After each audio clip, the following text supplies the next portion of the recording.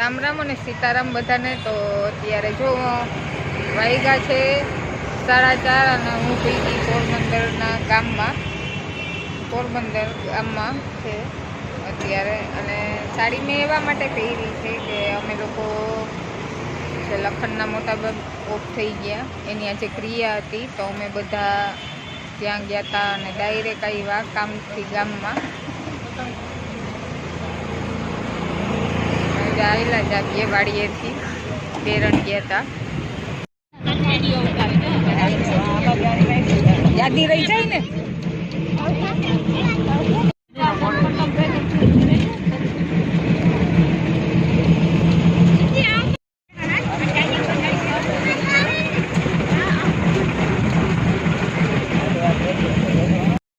જો અમે લોકો ઘરે પૂગી ગયા, વાગ્યા અત્યારે 5:45 જેવું થયું અને વાતાવરણ વરસાદી છે। અને અમે બેરણ ગયા હતા ને ત્યાં વરસાદ નહોતો પણ વાતાવરણ આવું જ હતું, પણ ત્યાં ઠંડી બહુ લાગે કારણ કે ખેતરોમાં પાણી હોય ને એટલે ઠંડી લાગતી હતી। અમે ત્યાં બેઠા હતા ત્યારે ઘરમાં પણ તોય લાગતી હતી ને અહીંયા પોરબંદરમાં એવું કંઈ છે નહીં, ખાલી વાતાવરણમાં જ ફેર છે। ને આજે મેં લીધો મોબાઈલ, રુદ્રએ અમારે બોક્સનું ઓપન કરી લીધું ને કાઢી લીધો ને અમે ડાયરેક્ટ મેં કીધું ગામમાં મેં થોડુંક ઉતાર્યું અને અમે ડાયરેક્ટ ગામમાં ગયા હતા તો મોબાઈલ લીધો। આજે ટ્રાન્સફર બધું મારું કરી અને પછી કાલથી સ્ટાર્ટ થાય આનું વાપરવાનું, બધું મારું થઈ જાય ટ્રાન્સફર ત્યારે। અને રુદ્રએ તો જો અટાણ બધું ચેકિંગ કરી લીધું, કેમેરો ને ફોટાનું બધું ચેકિંગ થઈ ગયું ને। હે કેવું કાલે વાઈટ આલે ને, વાઈટ થાય ને એમાં લક કેટલો હે અને કેટલો રાખો લક વાઈટ છે ને। કેમેરો કેવો છે પેલા આમાં કે ને ભાઈ કેમેરો કેવો છે મસ્તીનો? તો એની જો ચેકિંગ કરી લીધું, મેં હજી ચેકિંગ નથી કર્યું ને એની જો સ્ટાર્ટિંગ અમારે કરે વિડીયો ટ્રાય કરે જઈ વિડીયો ઉતારે જોવે એમ કે કેવો આવે એ।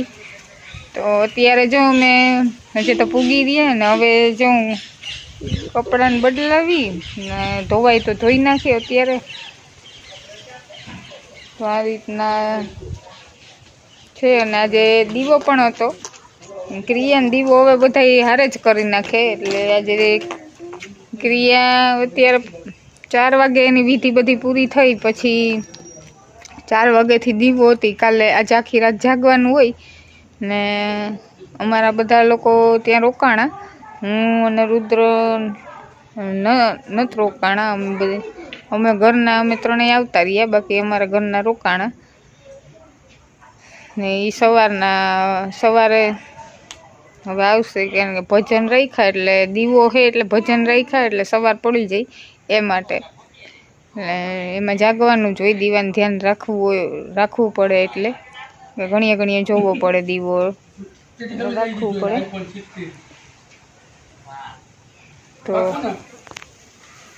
આ રીતના જો અમે અત્યારે જે હું બેઠી ને પછી હવે કપડાં બદલાવી અને હવે કપડાં ધોઈ નાખવા ખાઈ સાડી તો હું એટલી પહેરતી નથી પણ સસરા થાય એટલે પહેરવી પડે, ક્યારેક આવું કંઈ હોય ને તો જ પહેરવું, કારણ કે હારામાં તો ન પહેરીએ તો હાલે, ગમે એ કપડાં હાલે, આપણે મન થાય પહેરી શકીએ બહુ થઈને, પણ આવું કંઈ હોય તો એમાં પહેરવી પડે।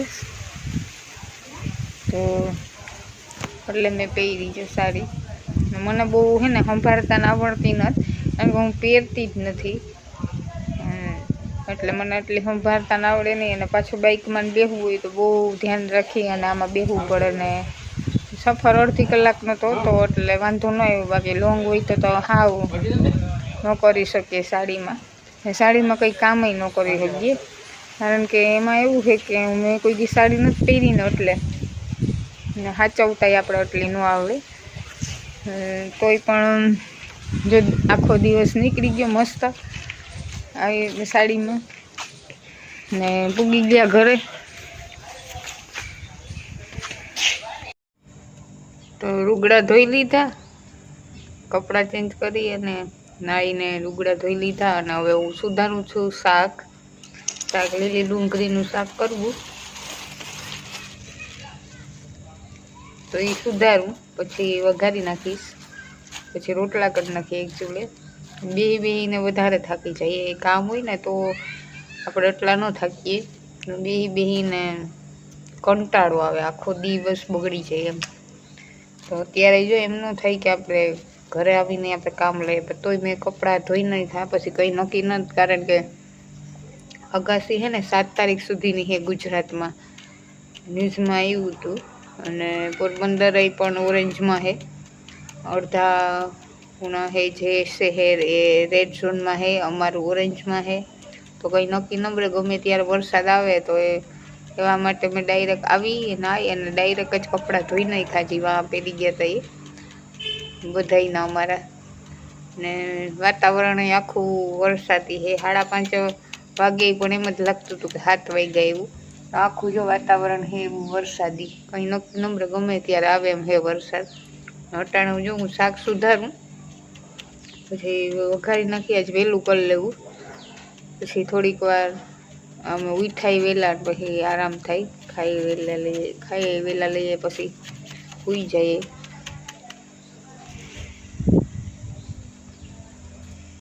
તો એક રોટલો થઈ ગયો અને એક રોટલો ચડે છે, અને જો શાક થઈ ગયું.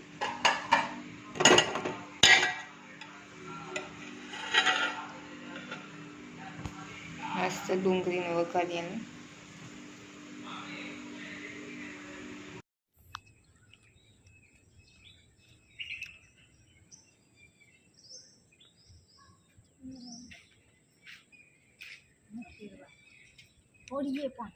કબીર છે ને, કબીર એ એક વખત આ પૃથ્વી ઉપર નીકળી પડ્યો.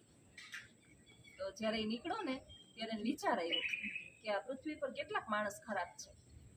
તો એને વિચાર્યું કે બુરા જો દેખન મેં ચલા, બુરા ન મિલ્યા કોઈ, અંદર જાકે પતા ચલા મુझसे बुरा न कोई. આ પછી એને દુહાની શરૂઆત કરી. કબીર એક જગ્યાએ રખડતો એ નર્મદાની પરિક્રમા કરતો હતો. એને વિચાર આવ્યો કે નર્મદા નદીના કિનારે આવડી મોટી લાંબી નદી છે અને વૃક્ષોની સંખ્યા તો હા ઓછી છે, વૃક્ષો નથી. તો એણે એક વડલાનું વૃક્ષ છે ને અહીંયા વાવ્યું, વડવૃક્ષ વાવ્યું ને, તો એ વડવૃક્ષ એવડું મોટું થઈ ગયું કે આજે એમ કહેવાય છે કે નર્મદાની આખી નર્મદાની તમે પરિક્રમા કરી લ્યો ને, તો દરેક જગ્યાએ એ વડવૃક્ષની આખી એક જ વડવૃક્ષની આખી બધી એની છાંયડો છે. આમે વડલો તો બહુ ફેલાય જ. તો એમ કે 100 જાન જે છે એ રાતવારસો અહીંયા કરી શકે. જ્યાં 100 જાન રાતવારસો કરી શકતો એ વડનું જગ્યા અંદર એટલી એનું ફળિયું એવડું છે, અંદર પોલ એટલી છે, અને વરસાદનું એક ટીપું એની માથે ન પડે પાણીનું. એટલે માણસ ઘરની જેમ એની અંદર રસોઈ કરી શકે, રહી શકે. ભગવાનની મહેરબાની થઈ અને ઈશ્વરે અમારા પર કૃપા કરી. તો ચોક્કસ આ કબીરવડના એનું નામ જ કબીરવડ છે, કબીરે વાવેલું છે. પછી કબીર ત્યાં નર્મદા નદી કિનારે. હવે આ કબીર જે છે ને એને ત્યાં સત્ય સમજાણું કે હું દરેક જગ્યાએ જઈ અને ખરાબ માણસને ગોતું છું કે ઓલો ખરાબ માણસ, આ ખરાબ માણસ, પણ મને તો કોઈ ખરાબ માણસ દેખાતું જ નથી. બધાની અંદર એક ગુણ તો છે જ. કોઈ ખોટું બોલે તો દયાળુ કેવો છે, કોઈ દયાળુ છે તો દયાળુ નથી, તો એ સત્યવાદી કેટલો છે, માણસ નીતિ માર્ગે ચાલવા વાળો છે. એટલે દરેક માણસની અંદર છે ને કબીરને અવગુણ ન દેખાણા, ગુણ દેખાણા. પછી કબીરને વિચાર આવ્યો કે મારાથી તો ખરાબ કોઈ છે જ નહીં. એટલે એને દુહો રચ્યો, અને એવા તો એને અનેકો દુહા રચ્યા. સંપૂર્ણ કુંભો ન કરોતી શબ્દમ અર્ધ ઘટોકો સ્મૃપેતીનું નામ. આ બધા સંસ્કૃતની સૂક્તિઓ જે છે, કવિ ભરતુહરીએ આવા સૂક્તિ લખી, કબીરે લખી. આ બધા જે છે ને આપણે જ્ઞાન આપે છે કે જ્યારે આપણે વિચાર આવે ને કે આ દુનિયાની અંદર ખરાબ કોણ છે, ત્યારે પહેલાં આપણી અંદર જોઈ લેવાય કે આપણે કેટલી હદે ખરાબ છીએ. એટલે આપણે બીજાની જે અવગુણો દેખાડા છે કે પોતાના પગ પહેલા જુઓ. હા, એટલે આપણે આપણા અવગુણોને ગોતવા માંડીએ ને તો બીજાના અવગુણો આપણે ઓટોમેટિક ઓછા થતા જાય. આજે ભગવાનના દર્શન કરવા આવ્યા, વિચાર આવ્યો ને અલગ અલગ વાતો મને યાદ આવી. એની આપણે ગુરુ હોય ને તો એક સકારાત્મક ઉર્જા આપણી આફેડી આવી જઈને આપણે યાદ આવે. ગુરુના સાનિધ્યમાં હંમેશા માટે રહેવું, ગુરુને માન આપવું. આજે અમે એ જગ્યાએ બેઠા તો અમારી અંદર એ સકારાત્મક ઉર્જા. હાલનો યુગ તો એવો છે કે પૈસાની દુનિયા થઈ ગઈ છે, શિક્ષણ એ વેચાતું થઈ ગયું છે, પણ ગુરુનું સ્થાન તો પહેલાંય કોઈ ન લઈ શકતું અને હજી કોઈ લઈ શકવાનું નથી, કારણ કે ગુરુનું સાનિધ્ય જ એવું છે કે ગમે એવો ખરાબ માણસ હોય ને ગુરુના સાનિધ્યમાં આવે ને એટલે એની અંદર હકારાત્મક ઉર્જા આવે, સારા વિચાર આવે, અને કોઈની અંદર અવગુણો જોવાની જે ટેવ પડી હોય એ પણ એમાંથી ઘણે અંશે નાશ થાય. મને તો કબીરનો આ દુહો બહુ ગમે છે, અને ભગવાન કરશે તો હું કબીરવડના દર્શન ચોક્કસ કરવા જઈશ, અને આ પરિવારને પણ સાથે લઈ જઈશ, મારા પરિવારને, ભત્રીજાના પરિવારને, બધો પરિવાર જાશું એક વખત ચોક્કસ.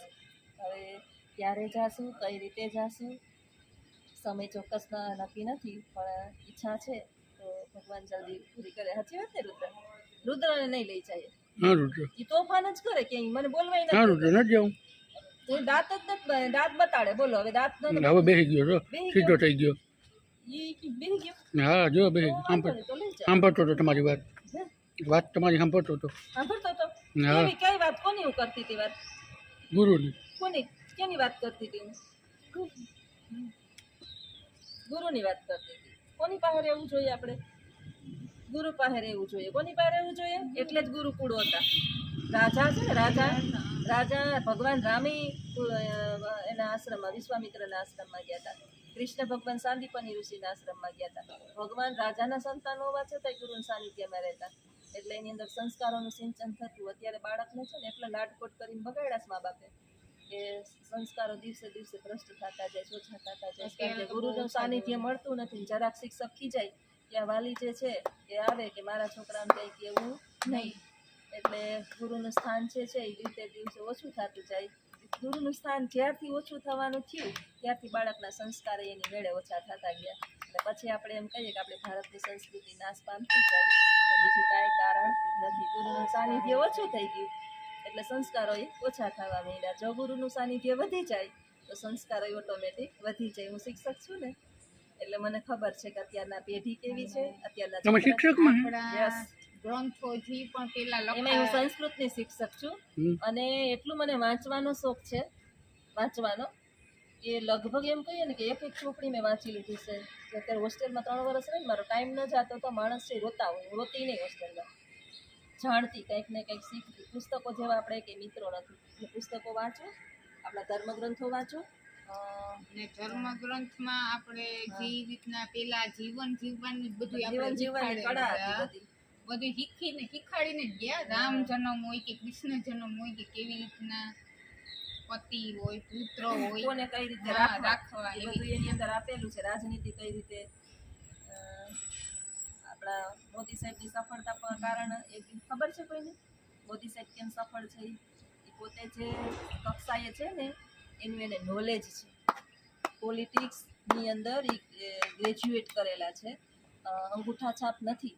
કઈ રીતે દેશને ચલાવવો, કઈ રીતે એનો વિકાસ કરવો, અને કઈ રીતે દેશની પ્રગતિ કરવી, અને બધાનું ધ્યાન કઈ રીતે રાખવું, આપણો દેશ કઈ રીતે સુખી થાય ને એનું નોલેજ છે. એટલે એને એટલી પ્રગતિ સફળતા મળી છે. એની પાછળ શિક્ષણ જ છે.